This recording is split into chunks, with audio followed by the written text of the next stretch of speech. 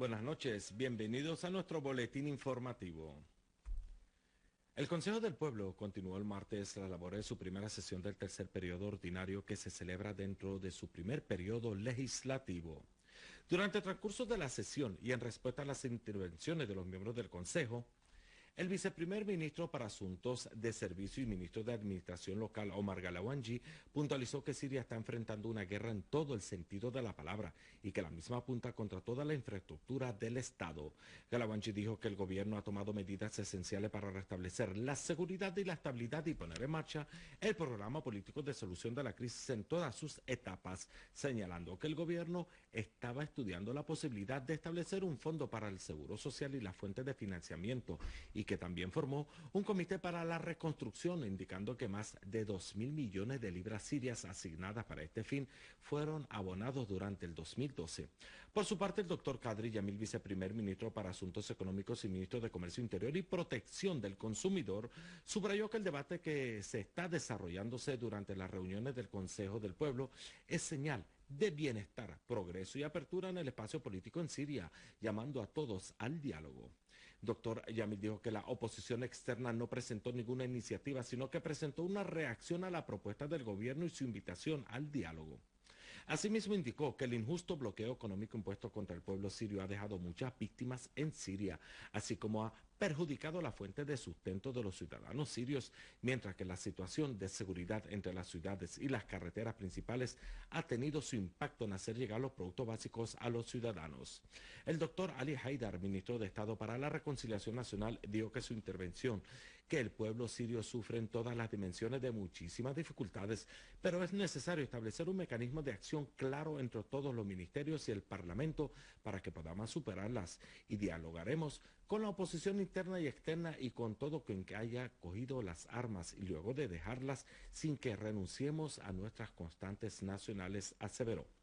Por su parte, el ministro de Información, Omran Zabi, hizo hincapié en que el diálogo nacional contribuirá a debilitar la violencia, indicando que se requieren algunos pasos preliminares y la participación de todos, incluida la oposición en el exterior. Por otra parte, indicó que el programa político para resolver la crisis en Siria depende de la voluntad del pueblo y del referéndum popular, y existen intentos por parte de medios de comunicación occidentales y árabes de frustrar este programa político y luego el diálogo nacional, que son los capaces de solucionar la crisis en Siria, señaló. En tanto que el ministro de Justicia, doctor Nayem Al-Ahmad, dijo que el ministerio proyecta un sistema jurídico justo e independiente, agregando que esa instancia trata con cada uno de los casos relacionados a las condiciones actuales de una manera extraordinaria y diferente de antes. A su vez, el ministro de Educación Superior, el doctor Mohammad Moalla, dijo que a consecuencia del terrorismo que azota a Siria, 30 trabajadores de su ministerio murieron como mártires, mencionando que los daños que alcanzaron las universidades en todo el país y los casos de secuestro de profesores universitarios. La comisión ministerial encargada de dar seguimiento al programa político encaminado a resolver la crisis siria se reunió este miércoles con una delegación del Partido Social Nacionalista Sirio Sham. El presidente del Consejo de Ministros afirmó que el gobierno tiene las puertas abiertas a todas las fuerzas políticas y sociales, incluyendo las fuerzas de la oposición y los grupos armados, señalando los procedimientos y garantías previstas por el gobierno para el retorno de los desplazados sirios y las fuerzas de la oposición en el extranjero que deseen participar en el proceso del diálogo nacional. Por su parte, la delegación del Partido Social Nacionalista Sirio, Sham, expuso un conjunto de visiones e ideas relacionadas con el proceso del diálogo nacional, afirmando el apoyo de su partido al programa político para resolver la crisis. El canciller iraní Ali Akbar Salehi reiteró la lealtad de su país a una solución pacífica a la crisis en Siria. En declaraciones, Salehi dijo que su país mantiene consultas con Rusia y China para buscar una solución pacífica a la crisis en Siria, pidiendo el cese inmediato de la violencia y la celebración de un diálogo entre todas las partes sin condiciones previas.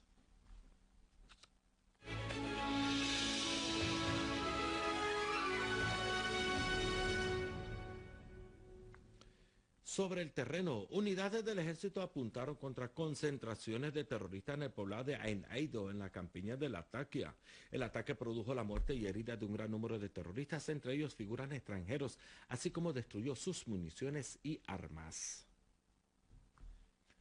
Unidades del ejército árabe sirio llevaron a cabo el lunes una serie de operaciones específicas contra agrupaciones de los terroristas en la localidad de Abel Teldo, Kafar Laja y así como el norte de Bueida Sharqiyi, en la campiña de la provincia central de Homs. Una fuente militar informó que los operativos dejaron numerosos terroristas que se encontraban dentro de las guaridas derribadas entre muertos y heridos y que varios de ellos fueron reconocidas sus identidades como el cabecilla de los grupos de los terroristas del Frente An-Nusra, banda terrorista afiliada al Qaeda,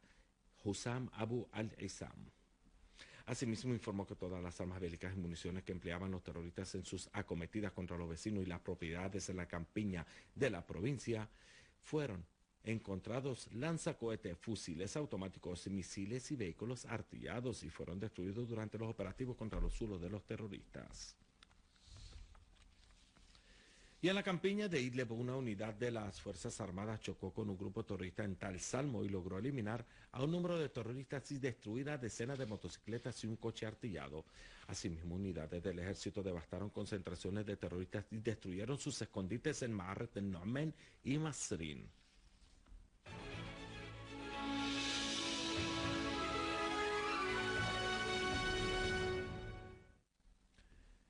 Las fuerzas de Erdogan reprimieron a miles de manifestantes que protestaban en contra de las sentencias impuestas a 300 personas en Estambul, bajo la excusa de planear un golpe contra el partido gobernante Justicia y Desarrollo.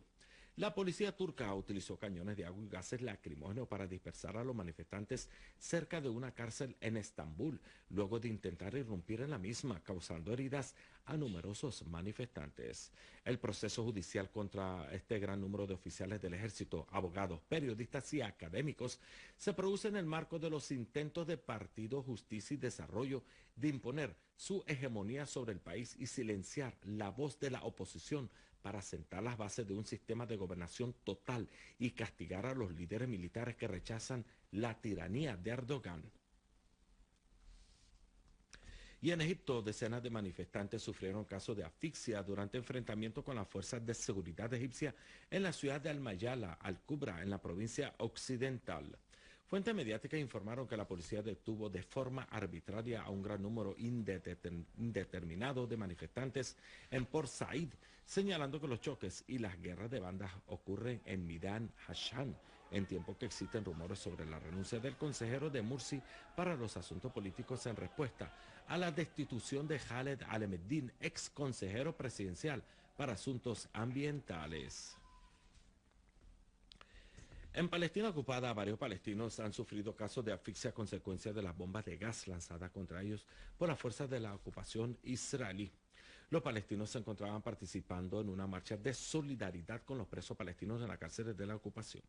El director del Centro para la Rehabilitación de los Presos en la provincia de Belén afirmó que los soldados de la ocupación atacaron a los participantes a garrotazos y les lanzaron bombas de gas. Y en el marco de las operaciones de colonización en los territorios palestinos, las autoridades ocupantes israelíes entregaron avisos a familias palestinas de la aldea An-Na'alin al oeste de Belén para que desocupen sus tierras de cultivo con el propósito de apoderarse de ellas. Asimismo, las topadoras de la ocupación demolieron una casa en el barrio de Beit Hanina, al norte de la santa ciudad de Jerusalén, ocupada bajo el pretexto de que no tenía permiso de construcción, cuando en realidad es para construir una carretera para los asentamientos. Amables televidentes, finalizamos nuestro boletín informativo recordándoles los titulares. La Asamblea del Pueblo escucha las respuestas del gobierno y confirma su empeño por proteger la patria y los ciudadanos por arraigar las bases del diálogo. El comité ministerial encargado de mantener el contacto con los partidos y las fuerzas políticas y sociales se reúne con una delegación del Partido Nacionalista Social Sirio.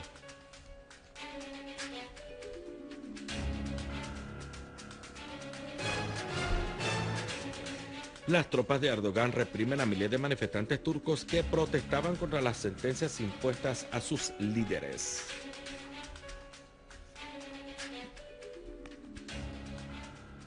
Esto ha sido todo por hoy. Gracias por la atención prestada y hasta mañana.